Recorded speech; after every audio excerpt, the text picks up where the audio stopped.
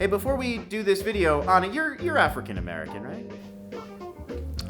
I don't understand that question. I'm not.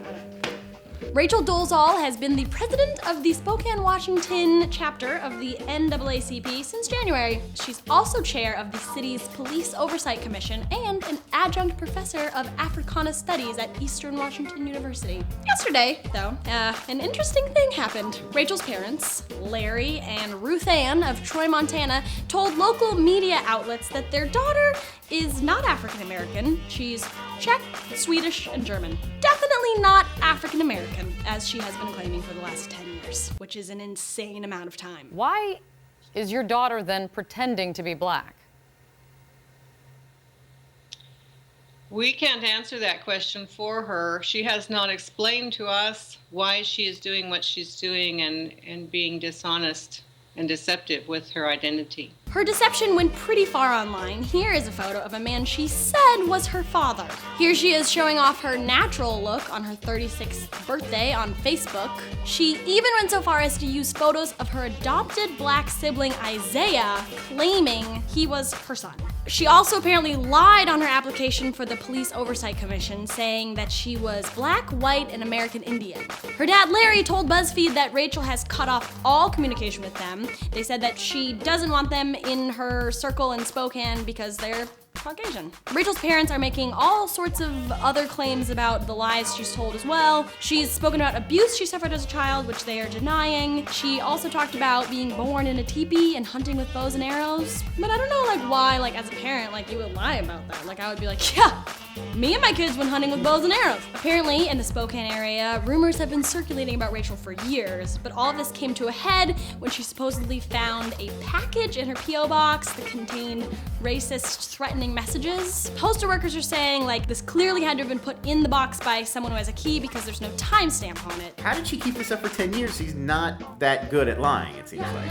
It seems like people just weren't looking into it. Or looking at it at all. Rachel's interview with ABC's news affiliate KXLY4 is being widely shared online. Here is the most important part, with Rachel unsure how to answer the question, are you African American? Are you African American?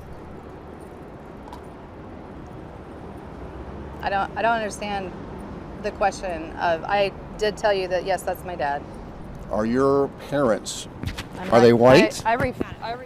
A lot of people are upset with Dolezal, not only for her deception and for appropriating the civil rights struggle and culture of black people as her own, but also her intense hypocrisy. Check out this Facebook post she made after seeing 12 Years a Slave. She cautions black audience members on where to sit to avoid being stared at by white people for the black response. She also warns that white people will snicker at awkward or inappropriate moments as well. If you snicker during 12 Years a Slave, you got problems. Yeah, there's something very wrong with you. Also, here's my thing, it's yeah, white people are awful, but you're one of us. Yeah. You can't just you have to claim our culture and all of the stuff we did. That's how you make things better. You don't just jump ship well, I don't want to be responsible for this, so I'm just gonna be a victim now instead. The NAACP is hesitant to condemn Rachel. They said, one's racial identity is not a qualifying criteria or disqualifying standard for NAACP leadership.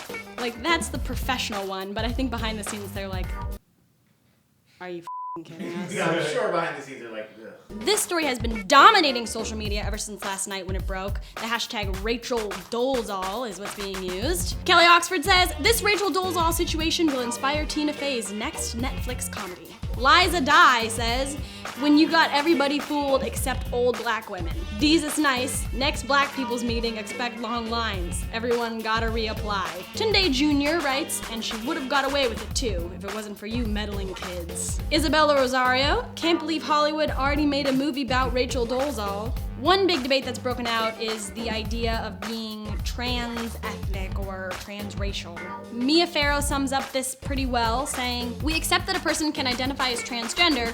Could trans-ethnic be a real thing? In some cases, this is being used to criticize Caitlyn Jenner on being transgender. At Shauntanius says, she was born in the wrong body. Let's shower her with awards and magazine covers. Oh, God. Just can't even. But a lot of people are also pointing out the flaws in this theory. Rapper Lizzo explains black folk can't decide to be white when the cops raid their pool party, but a white woman can be NAACP president. At Shepherd Sounds makes a similar case with this image of a cop letting a black person go when they realize they are transracial. I don't even know what to ask you guys about this story. Were you raised in a teepee? Let us know in the comments below. Give us a thumbs up and subscribe for more What's Trending.